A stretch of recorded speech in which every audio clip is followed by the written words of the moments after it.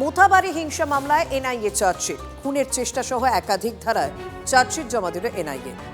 22 জনের বিরুদ্ধে 54 পাতা এবং একজনের বিরুদ্ধে 11 পাতা চার্জশিট পেশ।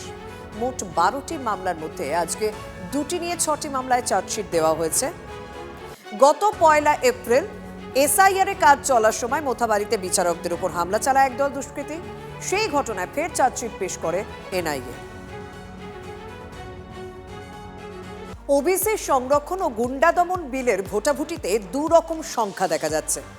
ভোটাভুটিতে বিজেপির ভোট সংখ্যাও দুরকম। যেমন প্রথমটায় ওবিসিতে আমরা দেখলাম 186টা ভোট পড়েছিল পক্ষে, এবং আমরা দ্বিতীয় বিলটার ক্ষেত্রে দেখলাম সেখানে 176। ভোটের সময় হয়তো অনেকে ঢুকতে পারেনি, এরকমই সাফাই দেওয়া হচ্ছে শাসক শিবিরের পক্ষ থেকে। গতকাল কেউ বেরিয়ে যাননি, বিধানসভাতেই ছিলেন, কিন্তু ভোটের সময় হয়তো ঢুকতে পারেননি।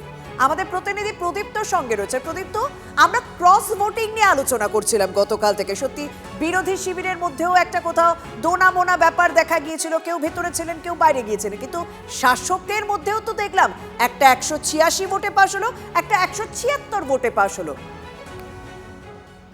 দেখো, একেবারেই তাই। এবং যদিও বিজেপি শিবির যে ব্যাখ্যা দিচ্ছে তা হলো যে কোথাও কোনো বিধায়ক তারা বেরিয়ে যাননি, যারা এসেছিলেন বিধানসভায় তারা সকলেই সই করেছিলেন, ফলে তারা এসেছিলেন তার সংখ্যাটাও তাদের কাছে রয়েছে। দ্বিতীয় বিল অর্থাৎ গুন্ডা দমন বিল এবং জনসুরক্ষার যে বিল অর্থাৎ সম্পত্তি বাজেয়াপ্ত কেন্দ্রিক যে এই দুটি বিল একসঙ্গে ভোটাভুটি হয়েছিল এবং সেখানে দেখা গিয়েছিল 176 বিজেপির সংখ্যা। অর্থাৎ এই 10 জন বিধায়ক কোথায় গেলেন সেই বিষয়ে যা জানা যাচ্ছে তাতে বিজেপি পরিষদীয় দলের বক্তব্য যে তারা বিধানসভাতেই ছিলেন, কেউ কেউ বিভিন্ন কাজকর্মের মধ্যে হয়তো ছিলেন, বা অনেক সময় তারা বিভিন্ন নথি সংগ্রহ করতে যান পরের দিনের বক্তৃতার জন্য, অন্যান্য কাজকর্মের নতুন বিধায়ক এসেছেন, ফলে বিভিন্ন রকম কাজকর্মের মধ্যে থাকার জন্যই তারা বিধানসভায় ভোটাভুটির সময় অংশ নিতে পারেননি।